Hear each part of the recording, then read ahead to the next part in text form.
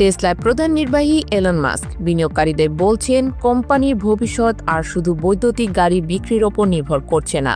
Robotaxi এবং humanoid রোবটের প্রাথমিক সাফল্যের দিকে ইঙ্গিত করে তার দাবি, টেসলা শীঘ্রই বিশ্বের সবচেয়ে মূল্যবান কোম্পানিতে পরিণত হতে পারে। কিন্তু যখন প্রশ্ন উঠল বৈদ্যুতিক গাড়ি বিক্রি এবং লাভ কমে যাওয়ায় এই দাবি কতটা বাস্তবসম্মত, তখন মাস্কের দাবি, আমরা টেসলাকে শুধু একটি গাড়ি কোম্পানি হিসেবে দেখছি না, আমরা এআই এবং রোবোটিক্সের নেতৃত্ব দিচ্ছি।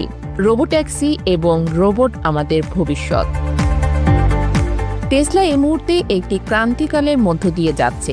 সম্প্রতি ওয়াল স্ট্রিট জার্নালকে দেওয়া এক সাক্ষাৎকারে মাস্ক টেসলার বৈদ্যুতিক গাড়ি বিক্রি এবং লাভ কমায় বিষয়টি এড়িয়ে গেছেন। তিনি কোম্পানির রোবোট্যাক্সি এবং রোবট প্রযুক্তির প্রাথমিক সাফল্যের ওপর জোর দিয়ে বলেছেন, এই প্রযুক্তিগুলো টেসলাকে বিশ্বের শীর্ষ মূল্যবান কোম্পানিতে পরিণত করতে পারে। টেসলার রোবোট্যাক্সি প্রকল্প এখনও প্রাথমিক পর্যায়ে। অস্টিন, টেক্সাসের সীমিত সংখ্যক মডেল ওয়াই গাড়ি দিয়ে এই রোবট শেয়ারিং পরিষেবা শুরু হয়েছে, যেখানে প্রতিটি গাড়িতে একজন নিরাপত্তা পর্যবেক্ষক থাকছেন। এছাড়া লস অ্যাঞ্জেলেসে টেসলার হিউম্যানয়েড রোবট অপটিমাস প্রদর্শন করা হয়েছে। মাস্ক বলছেন, এই রোবটগুলো ভবিষ্যতে কারখানায় কাজ করবে এবং এমনকি ভাড়ার জন্য দেয়া হবে। কিন্তু টেসলার বৈদ্যুতিক গাড়ির বিক্রি উল্লেখযোগ্যভাবে কমে গেছে।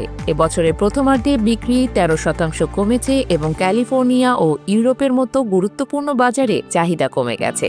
এছাড়া মার্কিন যুক্তরাষ্ট্রে ইভি ক্রেতাদের জন্য $7,500 ট্যাক্স সুবিধা শীঘ্রই বন্ধ হয়ে যাবে, যা টেসলার জন্য আরও চ্যালেঞ্জ তৈরি করবে। মাস্ক স্বীকার করেছেন, আগামী কয়েকটি মাস কঠিন হতে পারে। তবু রোবোট্যাক্সি প্রকল্পটি এখনও চ্যালেঞ্জের মুখোমুখি।